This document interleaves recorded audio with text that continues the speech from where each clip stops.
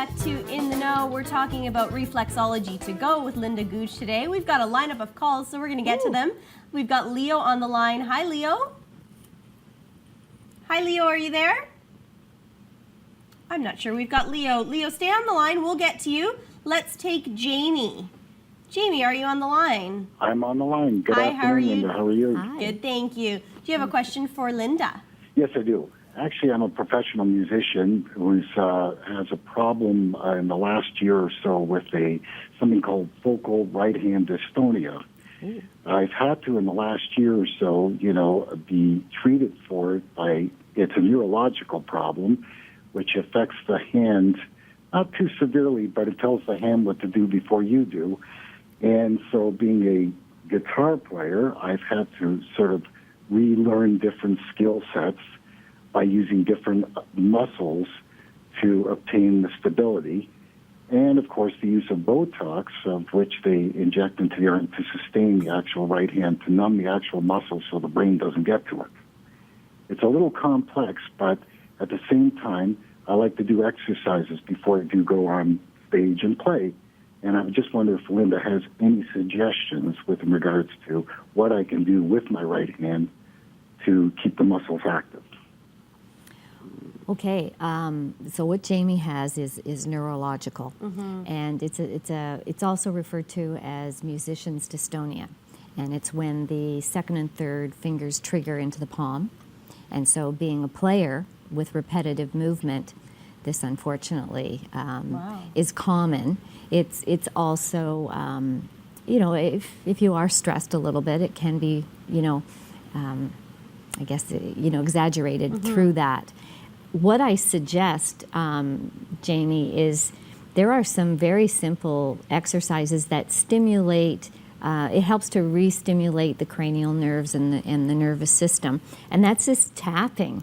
And if you tap yours, Julia, and you see, you'll get this tingling feeling, and it's really the brain signaling the nervous system, and it's actually a very good warm-up exercise. So the more you do it, the more tingly you feel.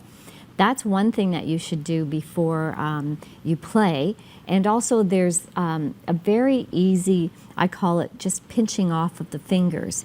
It's like you make a little V, and it's like making a wish, and you just squeeze off and throw out the energy. And by squeezing this off, you throw it away. Right? And you're just taking all of this and you're stimulating, and relaxing the muscles in those fingers.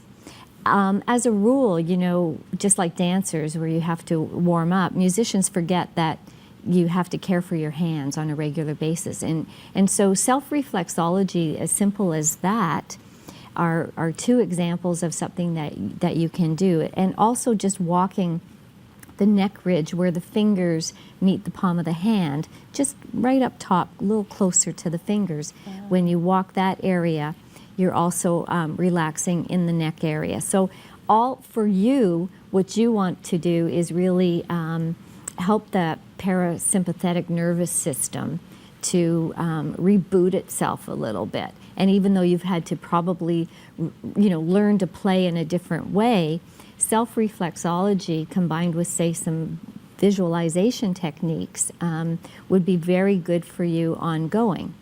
All right. Hope that helps. Good luck, Jamie. Some great tips. We are going to try for Leo. Leo, are you on the line? Fine. I got cut off there, but I'm here. Oh, sorry about that, Leo. Do you have a question for Linda? Yes, in my profession, I spend many hours, up to 12 hours a day on my computer because I'm a designer, and what happens is my feet, they get numb, and sometimes my hands, of course using the mouse all the time, but mainly my feet go numb. I was wondering, is there any kind of technique I could use with reflexology, like maybe to alleviate the situation? Sure.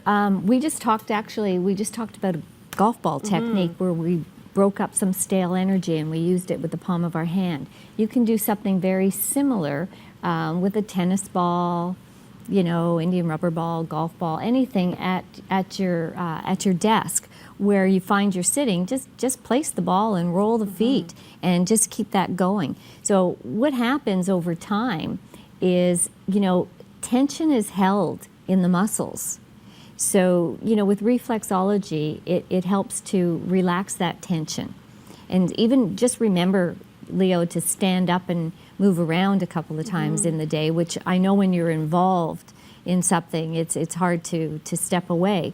But, something as simple as keeping that, tennis ball at the base of your desk and, just rolling the feet out can help keep that energy moving. When we talked about zoning and the energy zones, you want to just keep the flow.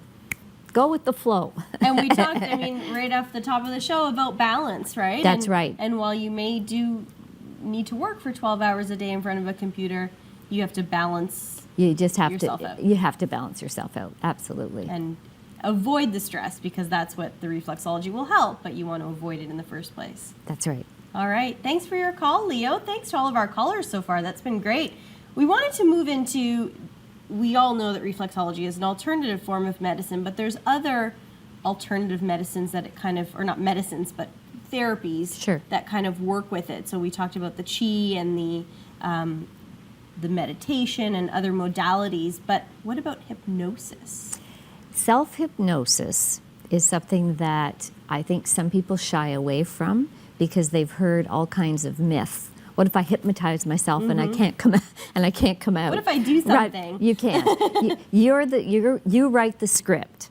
Basically, in self-hypnosis, you write the script. And it's funny, I have a friend who is a hypnotist, and we've known each other for years and years and years, and we realized that we were both on the same mission to reduce stress. And I actually have a workshop with him. We complement each other. And so what reflexology does, much like, reflexology and water, we're a good team. It's a good team because in self-hypnosis, you have to go into a state of relaxation. You want to bypass the gatekeeper, which is your conscious, to get to the subconscious. Well, it takes a long time, right? So self-reflexology to the rescue. It speeds it up. We'll touch more on that when we come back. We have to take a short break. Don't go anywhere.